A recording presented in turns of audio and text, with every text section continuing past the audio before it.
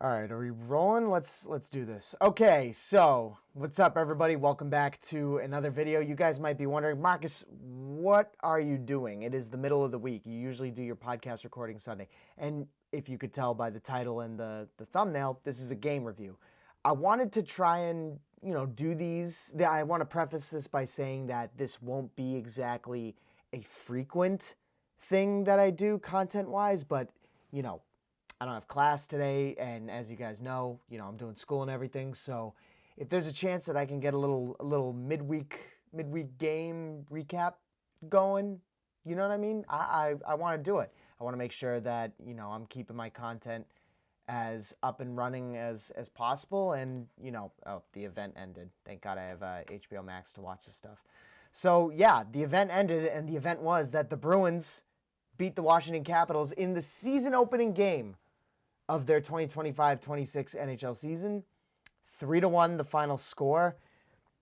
And my goodness, it wasn't perfect. No game is perfect, but hey, hockey's back and we love to see it. So I don't really know how the format is going to go for this, but I just feel like I'm going to go period by period, kind of give my thoughts on the game overall, and yeah, just do it that way. So the lines for this game, we're gonna just do that for any of you who were like, what did the team look like? And I'll just go by forwards, defense, goalies. Gigi, Lindholm, Pastrnak, Zaka, Mittelstadt, Arvidsson, Janot, Minton, Eyssimont, Husnudinov, Corrali, Kostelic. On defense, Lohrei, McAvoy, Lindholm, Peak, Zadorov, Yoki, Haru, Swayman to start. First period was not exactly as eventful as some would expect, but then again, we expected this from the Bruins. It was going to be one of those teams that are more structured and take advantage of opportunities given by the other team. I will say the power play kind of looked a bit lively. There were a couple chances. The penalty kill, although there was a lot of PKs, you know what I mean, in this game, I will say that they killed the penalty. They did a very good job with that. You could tell that apart from prior years, I felt like this year for the penalty kill, we're going to see it a lot more high press in Marco Sturm's systems, right? And I'm going to mention his system a lot because it is a system, and it's different from what we've seen from past Bruins teams. But I did like the PK tonight.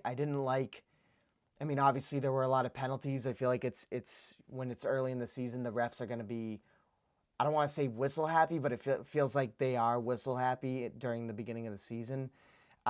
Nonetheless, even though we were in the box a lot, it was good to see the PK absolutely shut down. Clearing the puck, I was a bit like, clear it, but they were able to hem in and shut down.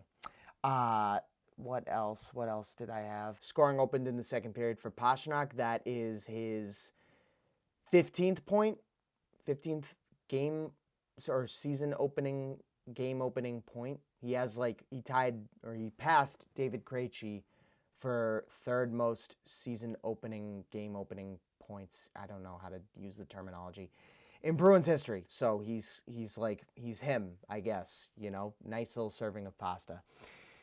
Period 2, penalties. That's what I wrote on my notes, because penalties. I don't want to be like stuck on the penalty kill a lot here, boys. Like, if we're being honest, especially if the trajectory of the team is going to be these very close games, you don't want to allow power play goals to the other team. Your defense is, in my opinion, I think the Bruins are they definitely have one of the better defenses in the NHL. You don't want those guys getting tired. But thankfully, Cam Neely's statement the other day about what the team needed kind of played well. They didn't get on the score sheet much. Sorry, but because all three players from the top line scored. Pastrnak scored the first. Lindholm scored the second on a beautiful transition power play goal, which we'll get into a bit later. But I just want to highlight a bit of what we all judged the team doing over the offseason. Bruins fans took to that and said, no, the team needs more scoring and whatnot. And I, too, was skeptical at first with their approach to how free agency went and everything. But, I mean, this game, I think, was a perfect showing of the vision that they had bringing in Sturm. And I mean, the bottom six was just really effective. You could tell, like, defensively they played well, they pressed high, they generated some chances. They didn't shy away from anything. Husendinov, notably, because it's just popping in my head. Husendinov had a few defense to offense plays. The fourth line especially was fast. They were noticeably fast. I must say that. So the first line, obviously, they scored. They're putting pucks in the net. Then you got the second line that I feel like is the playmaking line. Like they're definitely, dishing the puck to each other, connecting well. I feel like they'll get one through, especially Arvidsson, like all three of them. Playmaking. You know what I'm saying? Third line. I love seeing Minty with Jeannot and Asamont. I love that line. I can't wait to see what comes of it. Just responsible. Just structure. You love to see it. And the fourth line, speed. Lightning McQueen, speed. It's just awesome to see. On the second goal though, because I want to get into this in period 3. Tom Wilson did come back in the third period. Felt like it was a bit of a messed up defensive breakdown there from the second line. That's okay. We watch film. We fix those. It's okay. It's all right. And of course it was Tom Wilson, right? But then on the power play, boys, this was one of the emphasized things that the Bruins need to fix. I believe they converted at a 15% rate on the power play last year, and it was just anytime they were on the man advantage, it was more of an oh no last year because they just couldn't get the puck through the neutral zone. But the puck was cleared out. I'm gonna just look at the edge goal visualizer. Yeah, the puck was cleared out. McAvoy comes in from behind the net, does a little sideways backhand to Zacha, and Zacha to Pastrnak. Pastrnak waits, patience, finds Elias Lindholm for that signature transition backhand. And boys, I cannot stress this enough, or I cannot emphasize it enough. The transition from the Bruins on that play, that was like something they definitely drew up in practice. I'm not an insider, I don't know, but it was just beautiful. It was beautiful. It was poetry on ice. That goal was, and it made me confident. I know it's game 1. I'm just gonna say it now. I know it's game 1. I know hockey's back. I know we're all excited. I know it's all yay. Like, this is great. They won. But I have to say, if the power play can do stuff like that in the transition, if they can get the puck quickly through the neutral zone like that, like they weren't able to do last season, I have high confidence in Marco Sturm's system. That was it was perfect. It was just perfect, and it happened so fast. It happened so fast. It felt like I was watching the Bruins when I was a kid. Because when I was a kid and the Bruins were like peak, the transition, the defense to offense, their ability to score goals like that, picture perfect, man. Picture perfect. Other things of note. McAvoy almost tied his career high in hits. I was looking for him to be physical because we like it when Charlie McAvoy lays a big hit. I think he finished with 7. I'm saying that without looking at the box score yet, but hits 7.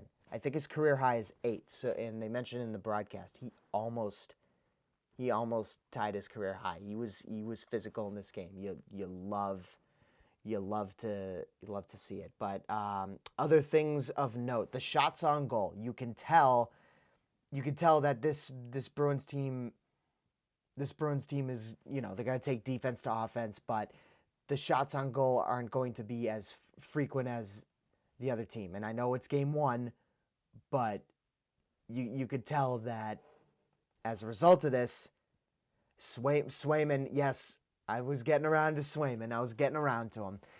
Sway on top of the PK, absolutely dominating. Swayman was sharp. He was a stud, absolutely solid. I can't think of anything else to really say about him.